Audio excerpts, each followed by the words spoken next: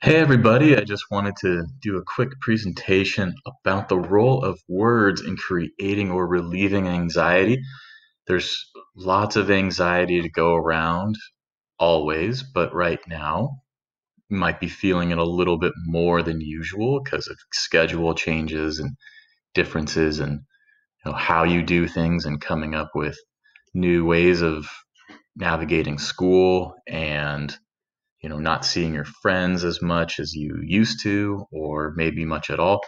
There's a lots of reasons to be experiencing anxiety right now, and just wanted to introduce you to a way of channeling some of that anxiety and recognizing it first, and maybe giving you some tools to work on it. So we're going to think about how words can help us and sometimes even create more anxiety for us. So this week we have the Gospel of John, John 17, 1 through 11. This is not the whole Gospel, but I do have a link to it. If you click on here, you go to the lectionary page, and that gives you the Gospel for the week. But in this week's Gospel, Jesus reminds us that that He and God are one, and that we too are one with God also. He also reminds us that he is the Word made flesh. In the beginning of John, it starts off, in the beginning was the Word, and that is Jesus. So, the Word and words is very important in this week's gospel and just in general. And so the words that he has spoken came from God, and these words came to be they can be a source of comfort for us. So one thing that we can do is to turn to the words of God, words of Jesus in the New Testament. And so this is just an excerpt from the gospel that I wanted to highlight for you. Now they know that everything you have given me is from you. For the words that you gave to me, I have given to them, and they have received them, and know in truth that I came from you, and they have believed that you sent me. So this is Jesus talking to God, basically saying that they know that the words that I speak are also yours as well.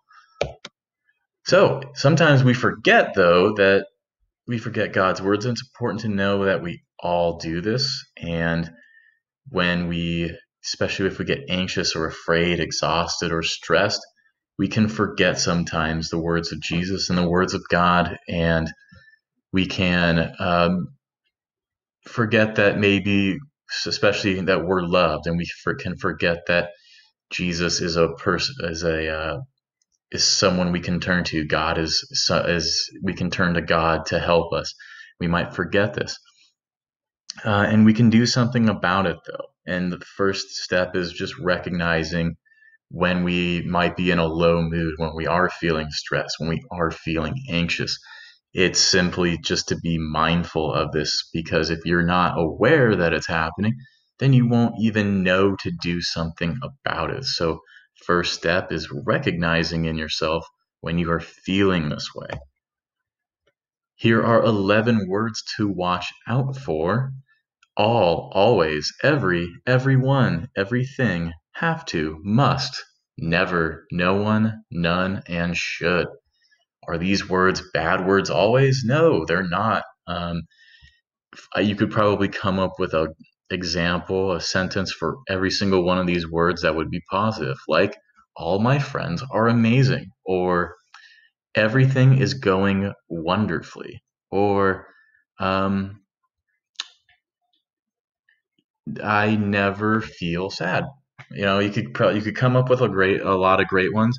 The reason you want to watch out for these words is because they can get you into what's called black and white thinking, which is that it's this way or it's this way. And when we get into it's like all or none sort of a mentality, that it's everything's all bad or it's all good. And the reality is most things are more complicated than this black and white thinking. So that's why we want to stay away from these sort of words. What can we do? You can replace these 11 words with new ones. If you catch yourself in an anxious mood, just pause, then remember to be nice to yourself. It happens to everybody. Replace your black and white words with new ones. For me, the one thing I like to do is recite the serenity prayer. So if I feel like I'm in an anxious mood, or I have this black and white thinking that everything is terrible or that no one likes me, I say, God, grant me the serenity to accept the things I cannot change, the courage to change the things that I can, and the wisdom to know the difference. And oftentimes, this prayer just sort of reminds me that maybe if I'm feeling anxious about a particular um, incident, it reminds me that I can accept the things that I can change, but the courage to change the things that I can. And from that, just reciting those words, I realize, oh, maybe I can do something, or maybe I realize I can't do much about what I'm anxious about, but I might be able to do something else, and I can change something else that will help me in the future. So I might not be able to address what has already happened, but maybe going forward, I can make sure it doesn't happen again, or there's maybe a second opportunity in there. And you can do whatever you want. I just use that one for me personally, but anything that just allows you to stop and recognize what is happening, recognizing those anxious feelings, can work. On that topic, I have some great quotes here for you, that you can kind of think about, and maybe not just say, you don't always have to meditate on them, but they're great reminders of some of the powerful words that you can turn to in the Bible, both the Old and New Testament. So this was Matthew 6:34. Therefore, do not worry about tomorrow, for tomorrow will worry about itself. Each day has enough trouble of its own. Psalm 34:4 says, I sought the Lord and he answered me. He delivered me from all my fears. In John 14:27, it says, Peace I leave with you, my peace I give you. I do not give to you as the world gives. Do not let your hearts be troubled, and do not be afraid. Joshua 1:9, have I not commanded you? Be strong and courageous. Do not be afraid. Do not be discouraged, for the Lord your God will be with you wherever you go. 1 Peter 5:6-7 says, Humble yourselves, therefore, under God's mighty hand, that he may lift you up in due time. Cast all your anxiety on him, because he cares for you. Deuteronomy 31:6. Be strong and courageous. Do not be afraid or terrified because of them, for the Lord your God goes with you. He will never leave you nor forsake you. Thessalonians 3:16. Now the Lord of peace himself gives you peace always by all means. The Lord be with you all. And those are just a few of the many quotes you can find. If you have a special one that you like for yourself, maybe that's the one that you use or recite often.